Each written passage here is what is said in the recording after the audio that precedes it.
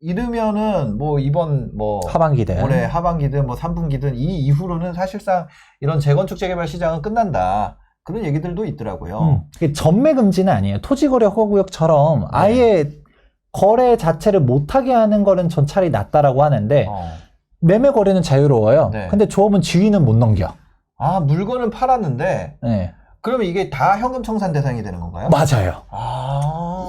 이게 무서운 건 거죠. 새 정부 규제 완화 앞서서 조합원 지위 양도 금지 시점을 앞당긴다.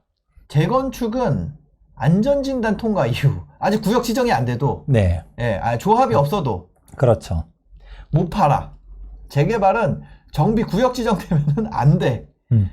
맞죠? 네. 조합원 지위가 누군가에게 넘어가는 게 안 된다는 거예요. 이게 사실 오늘 처음 나온 내용은 아니에요. 네. 사실 서울시장이 이렇게 하겠다라고 일전에 발표를 했었던 사항이거든요. 그래서 네, 여기 네. 기사도 보다 보면 오세훈 서울시장의 제안으로 마련됐다라고 되어 있잖아요. 네네. 오세훈 서울시장이 이게 신통기획이니 뭐니 이제 본인이 이제 하려고 하는 것들을 발표하다 보면 네. 집값 올라갈 것 같은 게 눈에 올라가잖아요. 보이는 거예요. 네. 그러니까 이거 안 되겠다. 뭔가 제안을 둬야겠다. 네네. 해가지고 이제 이런 제안들도 두겠다라고 처음에 발표가 됐었었고 네네. 그때 당시에 난리도 아니었었는데 욕을 어마어마하게 먹고서 도정법 개정이 실패했습니다. 아, 그때 당시에는 그때 개정하려고 네. 했었지만 개정이 안 됐어요. 그때는 뭐 9월 달에 개정하겠다라고 네. 했는데 그때 실패하고 했는데 이제 지금 다시 얘기가 나오는 거죠. 네.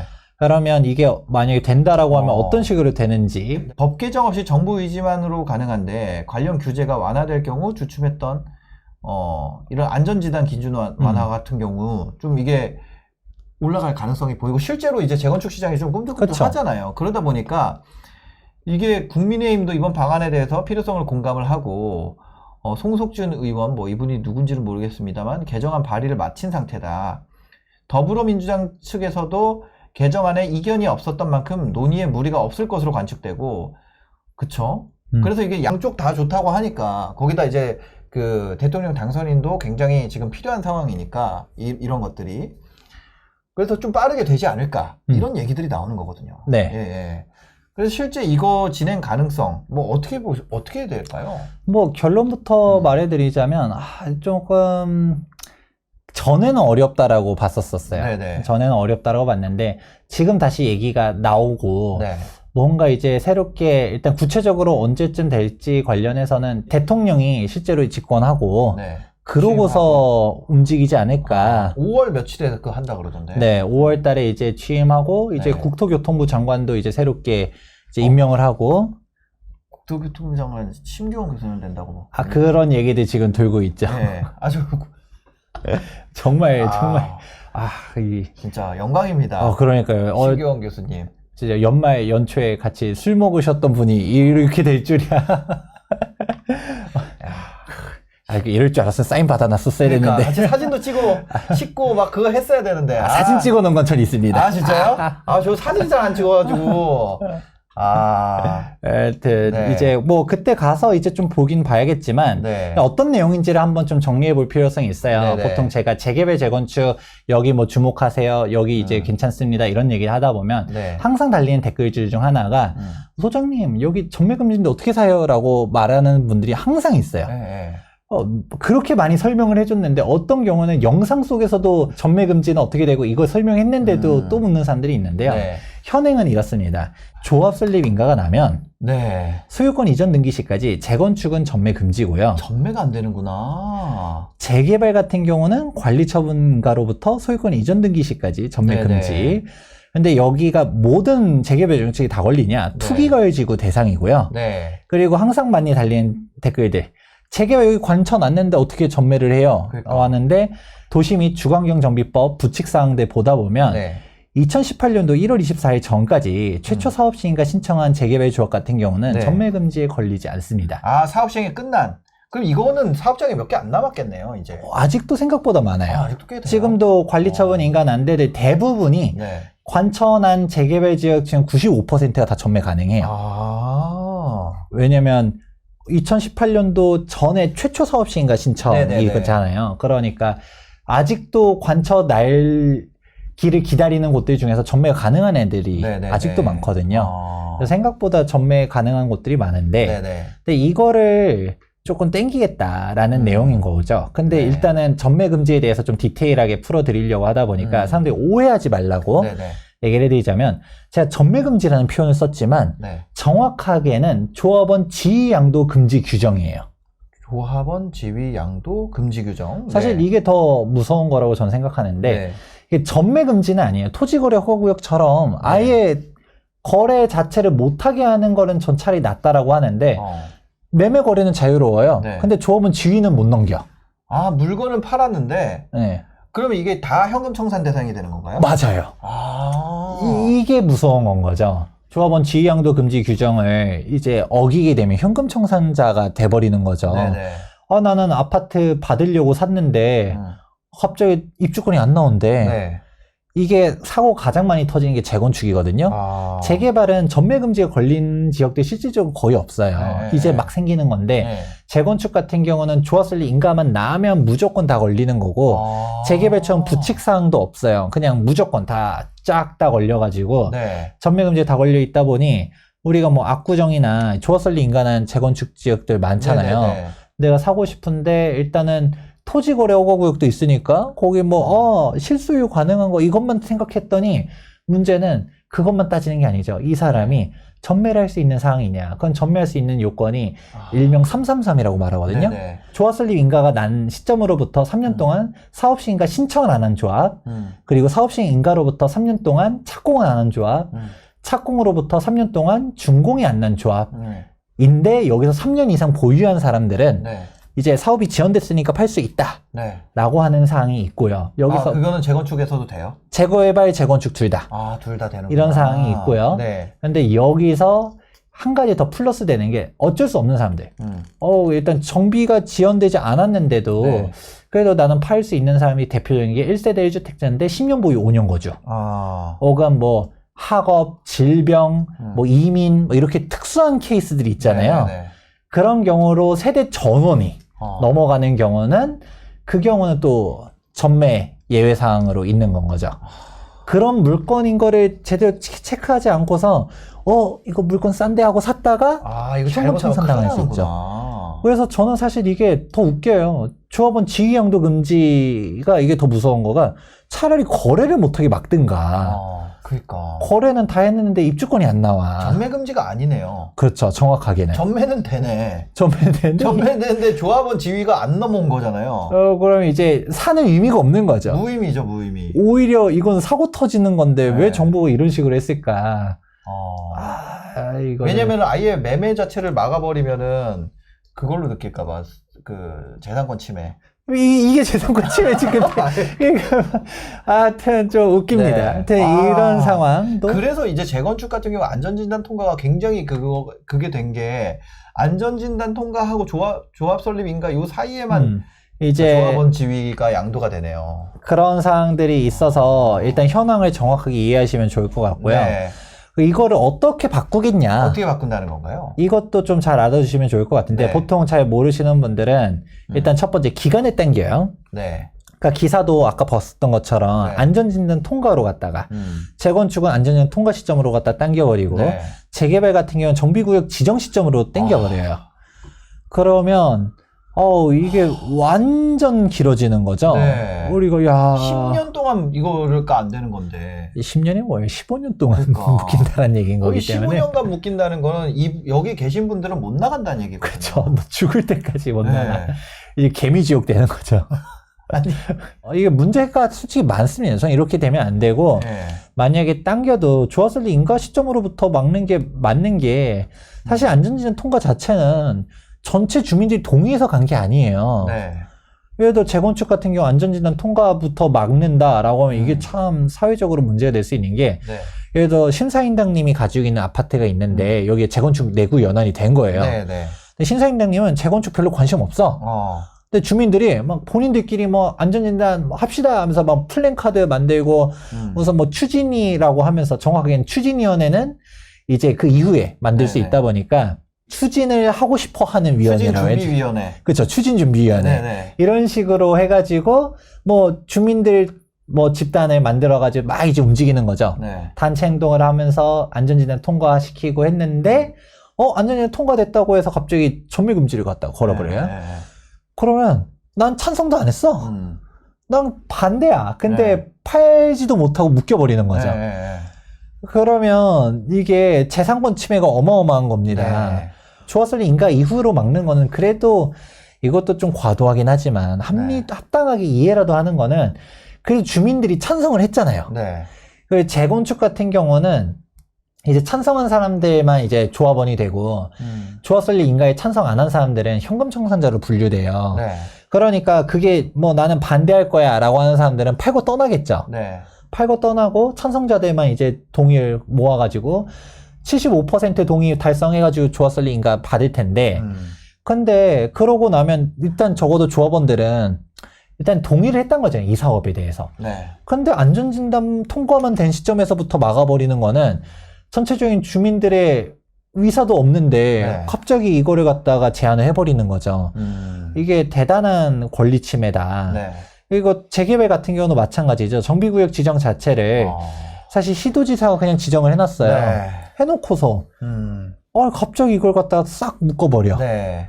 이게 답이 안 나오는 거죠. 사실상 이렇게 되는 경우에는 재개발, 재건축이라는 이 거래시장, 그러니까 정비사업 조합원 지위의 양도가 일어나는 모든 시장이 그냥 끝나는 거네요. 그렇죠. 이제 재개발, 재건축 너네들 이제 하지 마. 네. 이런 식으로 얘기해버리는 거다 보니까 정말 문제가 큰데. 근데 뭐 예를 들면 조합원 지위 양도 허가제 뭐 이런 식으로 좀 되면은 차라리 좀 더 낫지 않을까. 차라리 진짜 뭐 틈새를 좀 더 열어준다든가. 네. 예를 들어 이거 기존에 있었던 도정법상에 있는 사항들 말고 좀 더 이렇게 초기 지역까지 가는 경우들은 뭔가 네. 좀 예외를 더 많이 준다든가 이런 식으로 해줘야 될 것 같은데 네. 뭐 이런 거 없이 그냥 싹 막아버리면 네. 이제 큰일 나는 건 거죠. 오세훈 시장님이랑 신병훈 교수님이랑 저기 다 알아서 할 거예요. 이거는 좀 문제가 있는 사항이라고 보고 네네. 있습니다. 그래서 이거 뭐냐면 사실 뭐 빠르면 이르면은 뭐 이번 뭐 하반기든 올해 하반기든 뭐 3분기든 이 이후로는 사실상 이런 재건축 재개발 시장은 끝난다. 그런 얘기들도 있더라고요. 근데 뭐 이것도 뭐 제대로 알 필요는 있어요. 네. 이 규정들 관련해서 도정법 제대로 안 보신 분들, 대책을 제대로 검토 안 하신 분들, 그리고 실제로 도정법이 이게 어떤 식으로 위반 제한되어 있는지 검토해보면 저는 해봤거든요. 네네. 그러면 어떤 식으로 나와 있냐면 이게 네. 다 땡기는 게 아니에요. 음. 이게 무조건적으로 도정법이 개정되면 네. 무조건 안전위원 통과되자마자 자동적으로 딱 막아버리는 건 아니고 어떤 식으로 되냐, 이게 할 수 있는 거예요. 제가 여기 기간에 보게 되면 네. 여기 그 주었을 인가로부터 소유권 이전 등기 시까지 전매 금지가 되는 거는 무조건적이에요. 네. 주었을 인가가 떨어지면 네. 관리처분 인가가 떨어지면 무조건적으로 막게 되는 건데, 근데 이제 안전진단 통과됐을 때 막을 수 있다라고 하는 거지. 우리가 일반적인 것처럼 무조건 안전진단 통과되자마자 오늘부터 땡 전매 금지 이건 아니라는 네, 거죠. 네, 네. 여기 제가 적어놨죠. 시도지사가 기준일을 별도로 고시하면 그럼 맞겠다는 거죠. 그러면 예를 들어 이거예요. 여의도가 막 엄청나게 폭등할 것 같아. 네네. 그러니까 안전진단 통과, 이게 법이 바뀌었다 하더라도 여의도 동을 시장님이 별도로 지정을 해야 된다는 네네. 거죠. 이제 도계위 통해 가지고 도시계획위원회에서 여기 이거 좀 투기가 우려되니까 전매 금지를 할 필요성이 있습니다라고 네. 하면 그때 안 된다는 거지.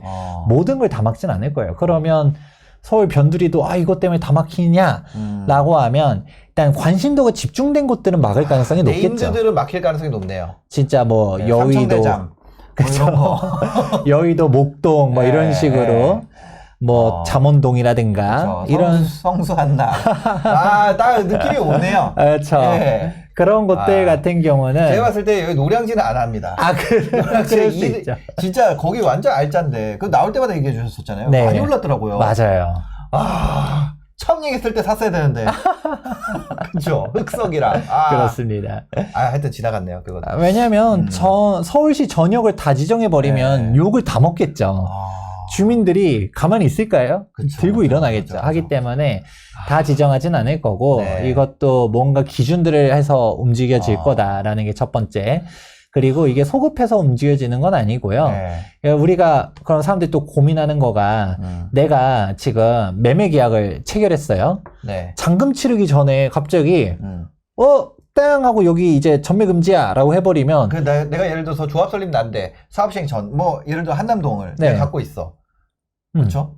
근데 잔금 전에 이거 땅 됐어. 네. 그럼 어떻게 해요? 그럼 나 청산이야? 라고 물어보는 분들이 그러니까. 있는데 청산 아닙니다. 우리가 소급이라는 게 두 가지가 네. 있어요. 진정 소급이 있고 부진정 소급이 있는데 네네. 네, 진짜 우리가 예측 못하는 걸 소급해버리는 건 완벽하게 위헌입니다. 그러면 이것도 어떤 식이냐면 이런 법안이 있지만 네. 한남유턴이 지정됐지 안 됐지 우리는 모르는 거잖아요. 모르죠. 네. 예측할 수가 없어요. 네. 그거를 갖다가 소급할 수 시도지사 없어서. 기준일이 언제가 될지도 모르고. 그렇죠. 네. 그러니까 이 기준이 만약에 고시가 되면 그 이후에 매매 계약들을 네. 하는 거지. 이렇게 그냥 갑자기 싹 청산시키잖아요. 비슷한 이 케이스로 뭐가 네. 있냐면 투기과열지구로 지정되면 재건축들이 전매금지 싹 묶인다라는 건 우리는 알고 있잖아요. 네네네. 근데 투기과열지구로 여기 지정됐지 안 됐지는 우린 모르는 거잖아요. 네.